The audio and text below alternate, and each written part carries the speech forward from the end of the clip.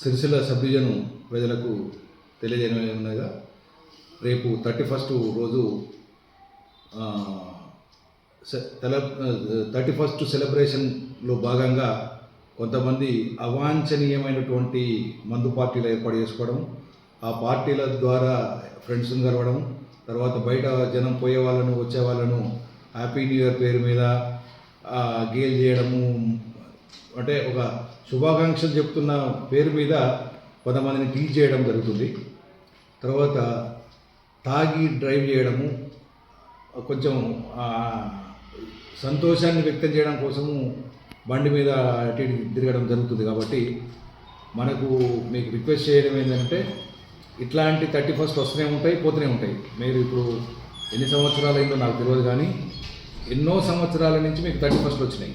31st వస్తూ ఉంటాయి, పోతూ ఉంటాయి. కానీ ఎప్పుడన్నా ఏదన్నా అనుకోని ప్రమాదం జరిగి మీకేమన్నా కాళ్ళకి ఏమైనా దెబ్బలు తాకి, మీ చేతులకి ఏమైనా దెబ్బలు తాకి, మీకేమైనా ప్రమాదం జరిగి, మీ ద్వారా ఇంకెవరికైనా ప్రమాదం జరిగి, మీకు ఇంకేమైనా జరిగితే మీ కుటుంబానికి మాత్రం అది తీరని శోకం అవుతుంది. కాబట్టి రిక్వెస్ట్ చేయడం ఏంటంటే, యూత్కు ఎస్పెషల్లీ సిరిసిల్ల యూత్కు నేను రిక్వెస్ట్ చేస్తున్నా, ఎట్టి పరిస్థితుల్లో తాగి బండి నడపడం అనేది బయటికి రాకండి. ఒకవేళ పార్టీ చేసుకుంటే ఏదైనా ఉంటే ఇంట్లో చేసుకోండి, మీ వాడకట్టుకు చేసుకోండి, కానీ బయటికి రాకండి. ఎందుకంటే డ్రంక్ అండ్ డ్రైవ్ చేస్తాము.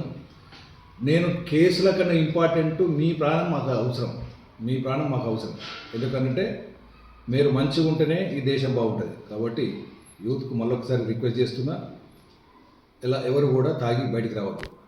తర్వాత వాళ్ళను రోడ్డు మీద హ్యాపీ న్యూ ఇయర్ పేరు మీద టీజ్ చేయడం, మీరు శుభాకాంక్షలు చెప్పే పేరు మీద వాళ్ళని టీచ్ చేసుకుంటూ పోతాడు. వాళ్ళు ఎవరో తెలియని వాళ్ళకి నువ్వు శుభాకాంక్షలు చెప్పి లాభం అయింది?